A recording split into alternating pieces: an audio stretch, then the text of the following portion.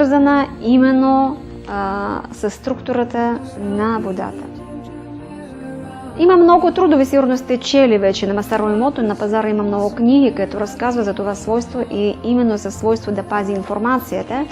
Но именно заради това, че ние сме водни същества и нашите мозъци се състоят 85% от вода, ние сме много лесно програмируеми, защото върху клетките на молекулите на водата, когато постъпват сигнали, зрителните или звуковите, веднага променя структурата на водата в клетките на нашия мозък или в нашите кръвни клетки.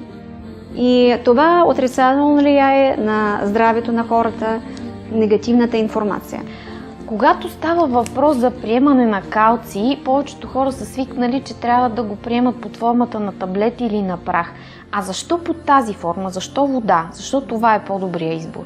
Кораловият калций, освен че променя физико-химичните свойства, съдържа още цялата таблица на Менделеев, като ионите на сребро, злато и други, и царският елемент, това е калций. Калций в кораловия калций, така се нарича самият продукт, се намира в ионизирано състояние, т.е. абсолютно идентично на структурата на калция в костите на човешкия организъм. Така е известно, че коралите санго използват също и за трансплантация на костите. И именно този калций се усвоява, защото той е идентичен.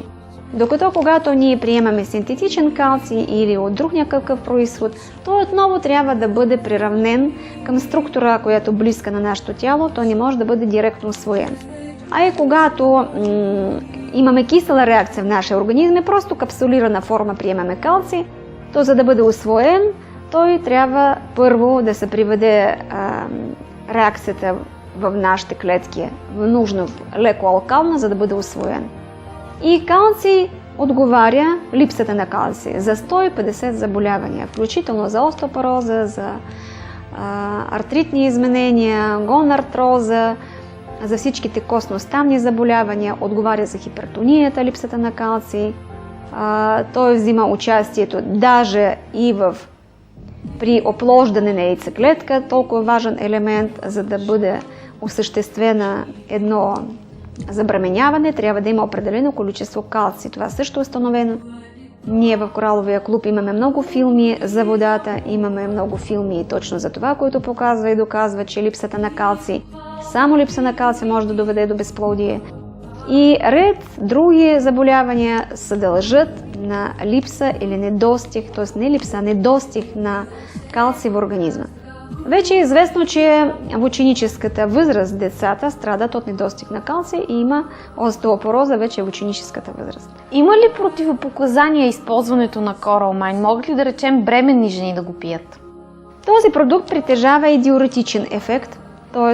хората, когато ползват продукт с кораловия калций, леко детоксикационен ефект има, т.е. попълва липсата на калций в костната тъкан, а когато липсва някъде калций, той се трупа на друго место. И обикновено, когато има начална степен на остеопороза, има пясък, камъни в бъбреците, в жлъчния мехур, складира се шиповете в междискови пространства и винаги те са паралелни на тези процеси. Тоест, когато ние пиеме продукт с кораловия калций, ние решаваме тези проблеми. Хората обикновено питат колко дълго би трябвало да се използва и го правят асоциация, че това е лекарствен препарат. Не, това е природен продукт и вода. Трябва да се пие